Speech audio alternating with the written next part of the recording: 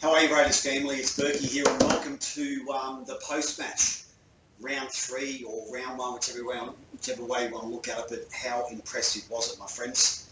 An absolutely outstanding effort. It looked like we had never been away, and that is a sign of a really, really good side that can come back after 2.5 months off. Let's call it another off-season, and produce that level of performance in Melbourne against a Melbourne side who I think are on the wane a little bit, as I said in my pre-match, and having no Melbourne crowd obviously played into our hands, but we still had to get the work done to get the win, which we did do beautifully. But it was a polished performance. A few flat spots which I'll cover in my top 10 shortly. But first up, we're on top of the table. We just could not ask for a better start to the year, particularly with 17 games straight now to go before finals. It's still going to be a very long, very hard season, but we're getting those wins in the bank, which are quite critical this time of year. Let's get into the top 10. George Williams. Now, what I want to say about George, I want to maybe pair back to Aidan's season a little bit. Some of Aidan's criticisms from the last couple of years were he was a great defender, he never took the attacking line on enough. I was also guilty of saying the same things.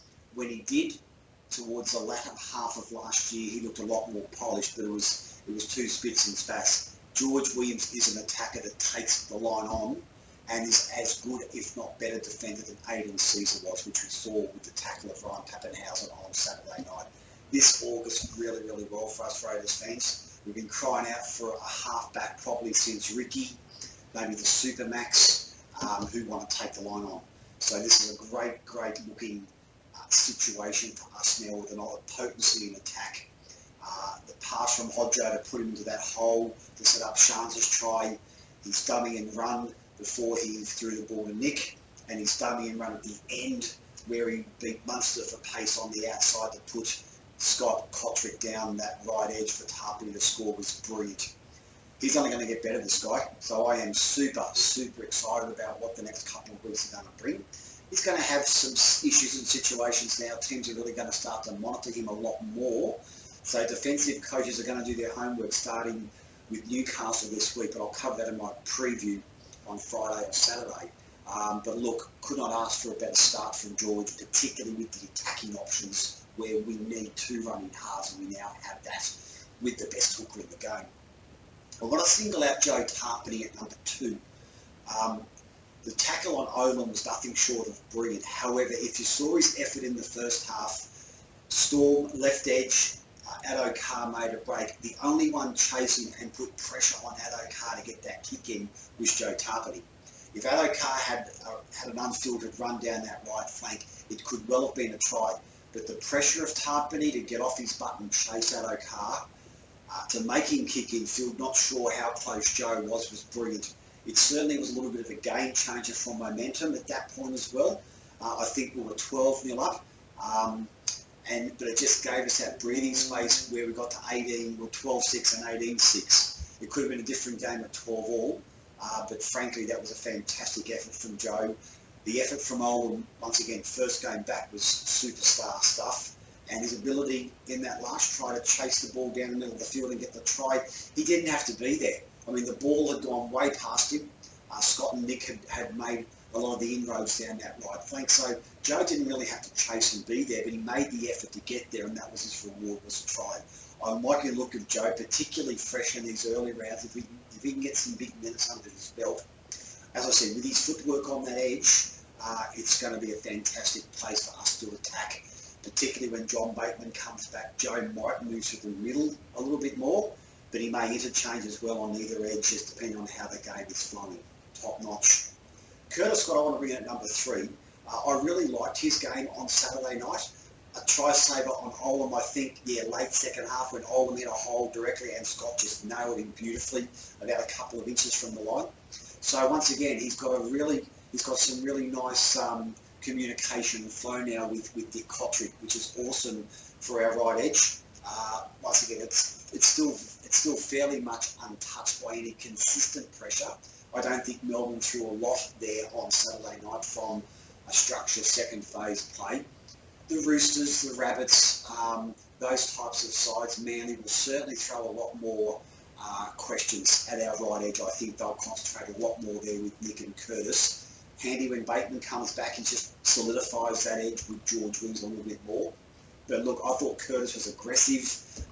He got in the Storm faces on it the moment he was around, and it just put sides off their game. So this is a really, really, once again, a positive side for where our attack's going out, and particularly our defence on that right edge. The big thing about Saturday night for me was our discipline. We didn't give away too many stupid penalties. I'm not sure what the penalty count was, but I know it wasn't a lot. I don't think we did anything stupid in relation to lacking discipline. Once again, the good sign of a mature side is when we are hitting flat spots. The captain, in this case Hodjo and Jared, just settle things down, kick to a corner, which Hodjo did with that 40-20 was sublime. But I just thought our discipline was terrific.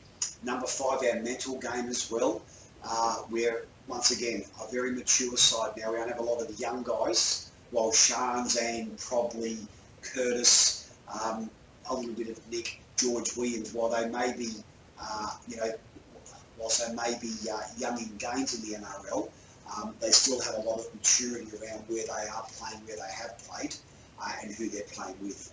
So a mental game, once again, the next 17 weeks, it's going to be mentally tough, not just on us, probably more so because of our travel, but with no crowds, you have to bring that from within. You have to get yourself up to get involved in the game. And I think, once again, we have the players and the cattle there that can do it quite well. I want to single out Hodjo at number 6 once again. I think it's all there to see now. He's got to be the best hooker in the game. Cameron Smith is still very good, but I think Hodjo's control now, particularly with these new rules. You saw how beautifully Hodjo got out of dummy half. He didn't just stand there and throw the ball. We need a moving hooker. You need a moving hooker with these new rules, because you need to be asking the markers as well as those edge defenders a lot more questions. And if you've got a running hooker who's looking at you with the ball in 2 hands, it just creates so much indecisiveness about who you're going to take, how you're going to take them. Do you take the runner? The other man has to come in as well at the same time. So the way that Hodjo plays out of dummy half is just going to ask a hell of a lot more questions. But his control of the game and his tempo, and the way he played it on Saturday night, was first class. Once again, first game back after 2.5 months, you'd swear he'd been playing for that period of time. Everything just looked so smooth with the way that he just had all that room available to him to orchestrate where he wanted players, what he wanted them to do, and just his talk and the way he was able to mop up that middle edge was fantastic. I want to give a shout out to Jordan Rapana. Probably a little known fact, he actually played left wing on Saturday night, not his normal right wing, which I think is a good stroke or a good choice by Rick to keep the Kotrick Scott right edge the way it is, solidified, and not move Nick over to the back to the left edge with Jaron and move Rapana with Curtis Scott.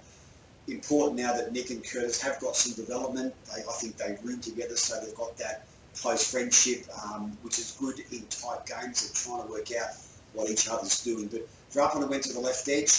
He was a little bit unfit, as you could tell, but that run's going to help him enormously.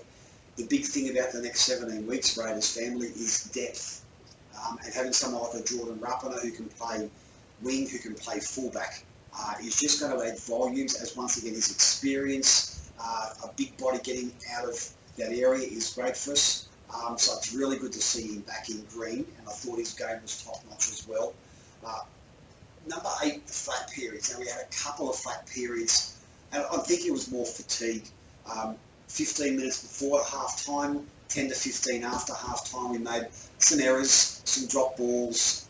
Corey Horton was trying to throw the ball out on the first tackle. So just those sorts of things are mental fatigue in a lot of areas, guys. But you've got to just allow that little bit of slack. Once again, the thing about us is a really good side now. When we have flat periods, we're able to consolidate, not let the opposition get the scoreboard turning over. We're able to manage our flat periods a hell of a lot better than a couple of years ago, where we literally just fall apart and allow 10, 12, 14 points against us. Those days are behind us, just with the pedigree, as I said, and the cattle in the side with experience, who can just maintain it. Yeah, look, we're going to have flat periods, we're going to make errors, we just have to work our way out of it. Number 9, just the minimal thing. Jack's just got to work on his dropouts. We really need that extra yardage on dropouts, like the other side's got. He mishit 3 or 4 of them the other night, without a doubt. We need that ball going 50, 60 metres on the fly to give our defence a chance to get up.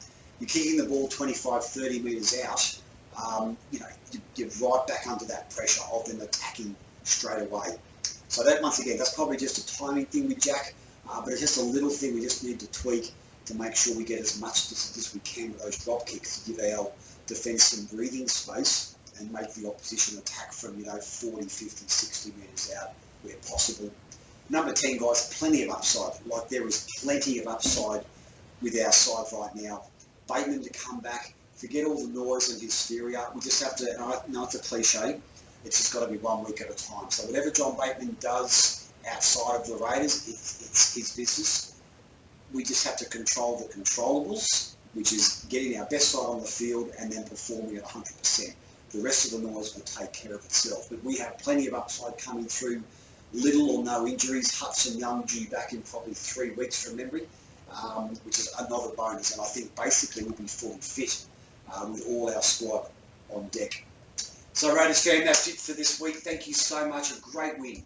Really, really great win. I really appreciate your help. I really appreciate your support, your comments. Keep them coming. Anything you want to talk about, hit me up either on the Facebook page, on Twitter, through the YouTube channel, guys. Looking forward to this week's game against the Knights. I'll have my preview ready either Friday or Saturday for the big round 4 clash. But up until then, guys, this is Bourkeys. Bleed Green, out.